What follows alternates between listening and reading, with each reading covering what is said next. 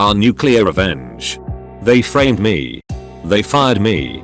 And that's how they fucked themselves into a divorce, a prison sentence, and a handful of deportations. This is a long one, but if you stick with it until the end, you will learn how I was framed and fired from my job, and accidentally set off a chain reaction that led to a staff overhaul with several managers being fired or moved to other restaurants, the general manager being fired and getting a divorce, and one of the managers being investigated by the FBI and ultimately arrested, as well as several of the workers being deported. Here we go. I used to work at an upscale restaurant owned by a large corporate entity that owns several different restaurant brands. I worked there for about 1-2 years before they eventually fired me, but more about that later. First, I want to give an idea of my role there. My role at that job was a little of everything. Since the day I started working there, I took it upon myself to learn as much as possible. I was very persistent with management when I wanted to learn a new department. I had started as a server, but eventually had worked my way into different departments and job titles, like carryout, hosting, bartending, bar backing, banquets, catering, and deliveries. My singular goal while working there was to make myself available for as many hours as possible. I was being paid about $12 an hour, though that fluctuated if I was working as a bartender or server and making tips. Eventually, it was noticed by management how I fit best into one of the non-tipped positions. I was so good at it that they decided to try me out as an unofficial supervisor over the team that worked in carryout, catering, and deliveries, as those were all one department. I knew this was going to ultimately mean a few less hours since I would only be working one department, so I negotiated with management to increase my pay by about $1.50. Since I was taking on additional responsibilities, they were satisfied with the pay increase. I wasn't trying to get as much money as possible, I just wanted to be able to pay my bills and still have a little money left over for fun. I was living in the highly taxed city of Chicago, which is in the already highly taxed state of Illinois, so it was pretty difficult to make ends meet and still have money left to enjoy my life. I am a person of simple pleasures and I can enjoy things for long periods of time, so it didn't take much money to be happy. A video game could hold my attention for several months, sometimes even years. I had a family pet that I had brought with me to Chicago, so that counted as an extra expense. Not long after I started this position as the unofficial supervisor, I got a girlfriend, so I was also going out more often and spending money on her. With my position and some smart budgeting, I was able to afford all of this. The money wasn't an issue, but management had a high turnover rate, so the incoming managers often did not know what the department entailed or how important hours were to workers of these departments. Eventually, it was noted that our current general manager was going to be fired and replaced. The incoming general manager was supposed to be some rock star when it came to improving restaurants. We looked up his name and found him as the first search result on Google.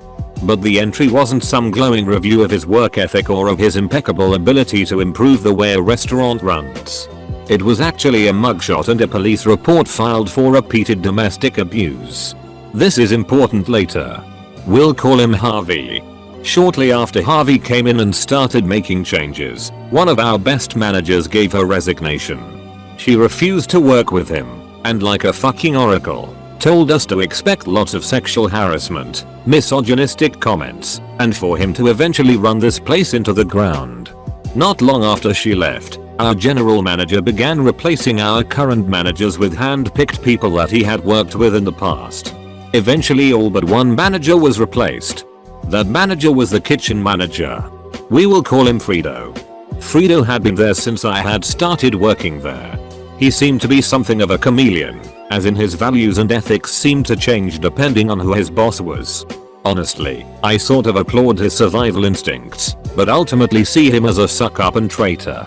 Harvey never really replaced the manager for our department, so we ran without a lot of oversight.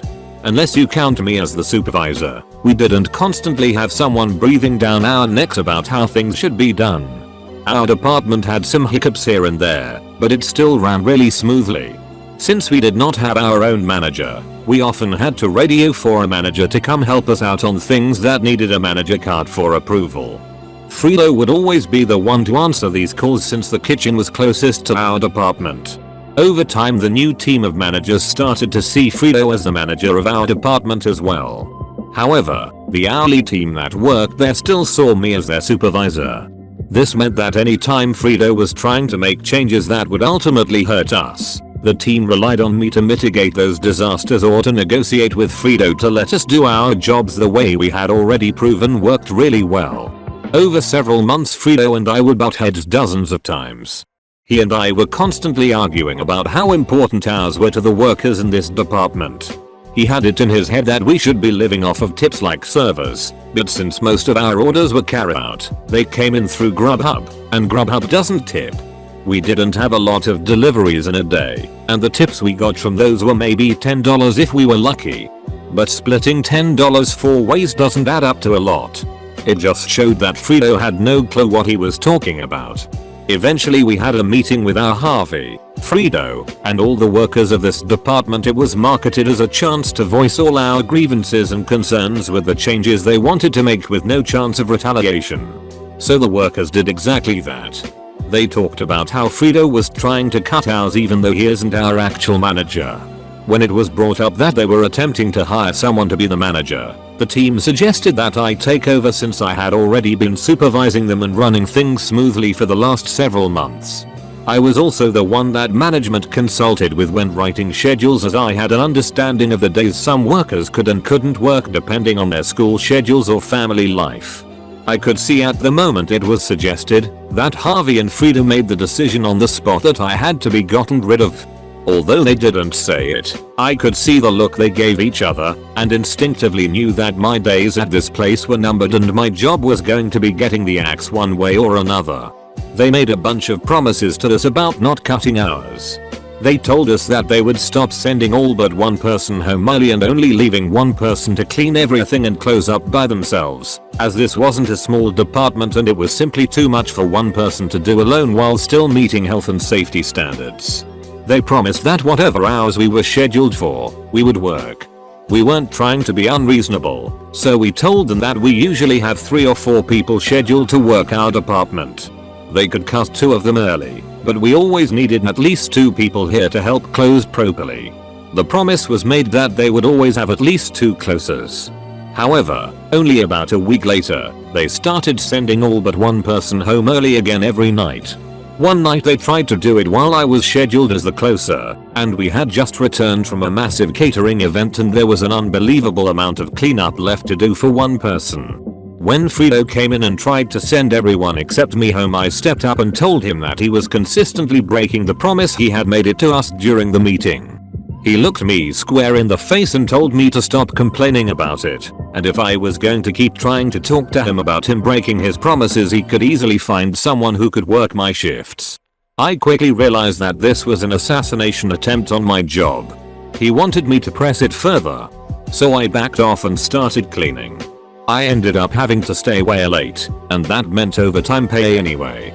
I got a write-up for that, since we aren't allowed to work overtime without a manager's approval. When I refused to sign the write-up, pointing out that I had tried to explain to Frito that I wouldn't be able to clean up all that stuff alone before my scheduled shift ended, I was allowed to leave without signing the write-up, but only because the HR rep that was present at the time wasn't one of Harvey's cronies. Skip ahead to the day I was fired. It is important to note at this point that I always came into work an hour early. Since we lived in Chicago, food was expensive. However, at our job we were allowed to have as much free soup and bread as we liked. So I would come into work 1 hour early every day so I could have some soup and bread for lunch before my shift. But on this day, when I walked into the kitchen to get myself some soup, one of the line cooks told me that he had a dish that had been cancelled after he cooked it, and Frito had told him to give it to someone. He assured me Frito had already comped it and that it was free to take for whoever wanted it. It just so happened to be my favorite appetizer, so I happily took the free food. Not long after I got to my booth, both Harvey and Frito approached me and asked me if I had put in a ticket for that food. I told them that the line cook had given it to me and said it was the cancelled order that Frito had already comped. Frito looked dumbfounded and said he had no idea what I was talking about. So Harvey told me, "I think you know that's theft." Go ahead and finish the food and then grab my stuff and go. That's the last meal you'll be having here. I tried to explain to them that I had been given this food by the line cook, but they refused to listen, so I offered to take them to the kitchen to clear it up with the cook. But by the time I had gone back to the kitchen with them to talk to the line cook, he had already gone home for the day. I had no choice but to gather my stuff, say my goodbyes, and head home.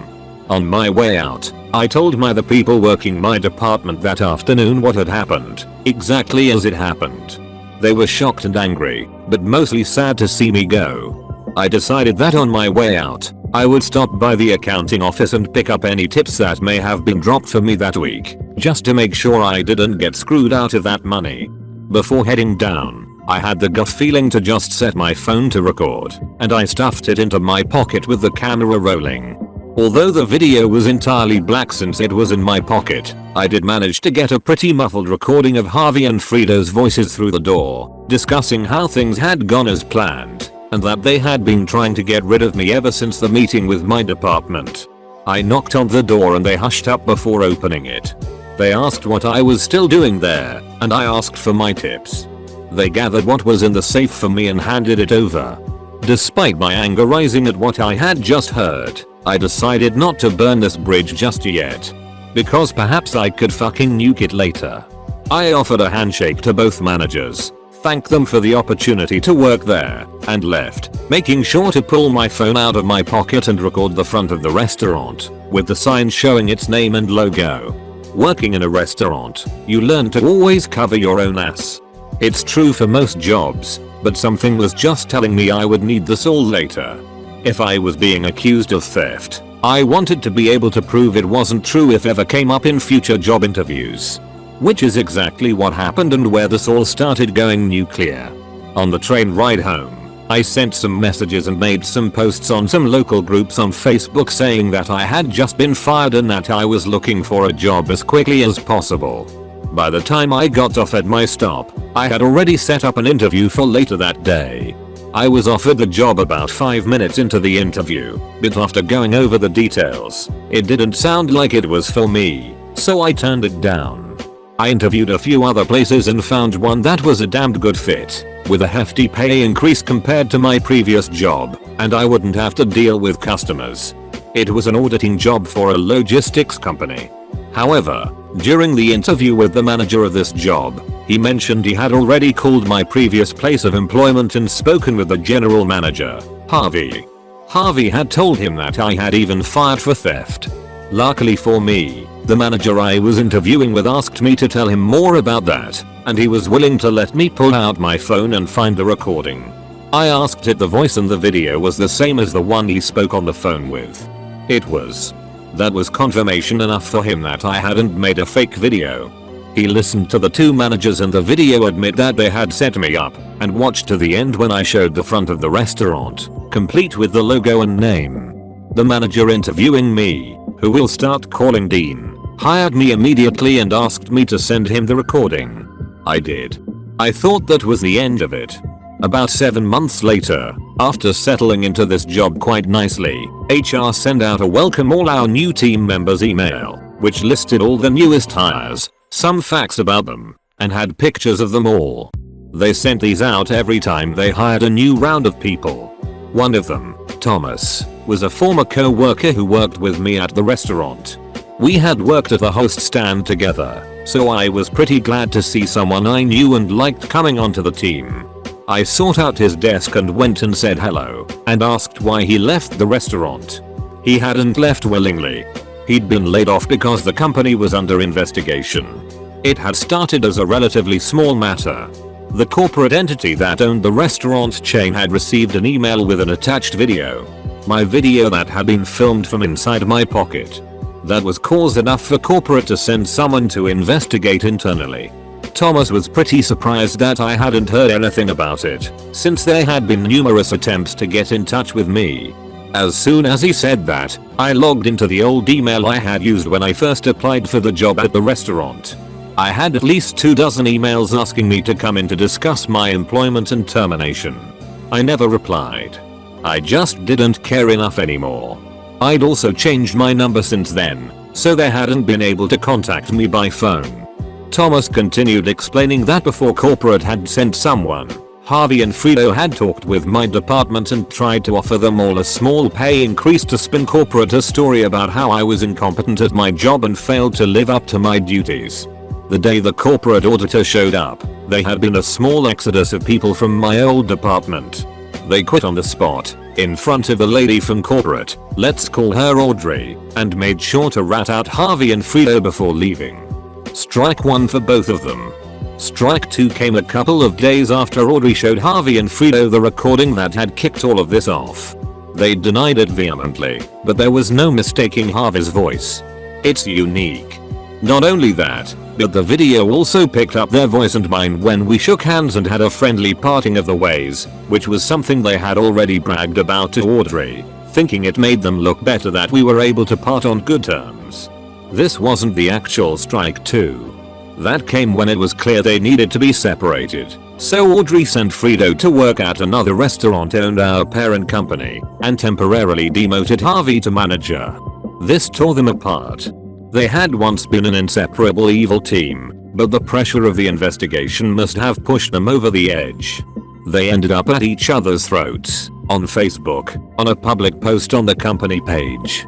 The post had since been deleted, but Thomas explained it as the following. Fredo had been pictured in the Facebook post on the restaurant page, and Harvey made a passive-aggressive comment about how Fredo shouldn't even be in the picture since had been moved to another restaurant due to misconduct. Fredo saw this comment and said something along the lines of, at least when people Google my name, I don't show up as the guy that punched his wife. To which Harvey responded, very funny from the guy who is cheating on his wife with Janet's sister, not a real name, but Janet was the girl they appointed to officially supervise my old department after they fired me, the unofficial supervisor.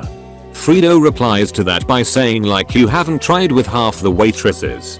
They all have stories about you trying to fuck them. The post was deleted, but not before it had been seen by Audrey the auditor. That was officially strike 2. Strike 3 came the next day when Audrey started interviewing the female waitstaff and bartenders, seeing if any of them could confirm that Harvey had tried to make a move on them. All of them were interviewed separately. Several of them had similar stories. Every girl that confirmed Harvey had made a move on them all said he had offered to be their sugar daddy if they would send nudes or stay after closing to fool around with him. Harvey was fired. But that isn't the worst of it. Audrey the auditor wasn't just some random woman from corporate. She was the old regional manager for this area, and had personally hired Harvey's wife as the general manager of another restaurant in the city. So she called up the restaurant Harvey's wife worked at and told Harvey's wife everything she had learned from the female waitstaff. We learned later that they had gotten a divorce over him trying to cheat on her after she'd already given him a second chance to change after he had beat her. I don't know what compelled her to give him a second chance after something like that, but she sure didn't give him a third. After firing Harvey, the line cook who had given me the food was interviewed by Audrey. I don't know how it came up, but at some point, he had let it slip that he was an illegal immigrant. She had his file in her hand, with an Illinois ID and social security number on file, so this confused her and she pressed him for more information. It turns out that Fredo had some connections and had his own miniature black market going on where he would have fake social security cards and IDs made for the illegal immigrants he was hiring at reduced wages. It had been going on for at least 4 years. Needless to say, this is a felony. With the potential PR nightmare that she was likely dealing with, she felt she had no choice but to alert the authorities. Local PD enlisted the help of the FBI since some of the evidence led them beyond the jurisdiction of the local police. Fredo was arrested and quickly gave up the names of the people working that he had sold social security cards and IDs to. I'm not sure if he gave up all of them, but he did name drop about 14 people, and of those 14, at least half were deported by the time Thomas had been let go. One of them was the line cook that had given me the food the day I was fired. Thomas went on to explain that it had all started with me being fired, but I never sent that recording to corporate. I'd only sent it to Dean when he hired me. I asked him about it, and he told me he had sent it to his wife, since she was a lawyer. He wanted to see if I had a case to maybe sue my old job, since what they had done was wrong. But he also remembered that when we had first talked about it, I had said I'm not the type of person who would try to make millions off an entire company because of the mistakes of two assholes. But I'd also said that it would be pretty sweet to see them lose their jobs too. So his wife had been the one that sent it to the legal team at the corporate HQ of my old restaurant job. My boss showed it to his wife, who forwarded it to the real head honchos of my old job. They were both just trying to get two scumbags fired for what they did to me, but ended up pulling a thread so long that it didn't end until there were sexual harassment accusations, revelations about managers cheating on their wives with girls related to people they had placed in positions of authority, a divorce, mass layoffs pending investigations, a staff overhaul, an FBI investigation into what could be considered black market dealings of falsified government issued documents, and at least a half dozen deportations and probably as many as 14. I don't know if this counts as nuclear revenge, as I didn't actively pursue it. But Thomas ended up showing me that even if it wasn't revenge, it was definitely nuclear, and the crater it had left was massive. Edit. Apologies for the run-on sentences. Thanks for watching. Please press the like button if you enjoyed and the notification bell next to the subscribe button to never miss another video. Let me know your thoughts below. Bye.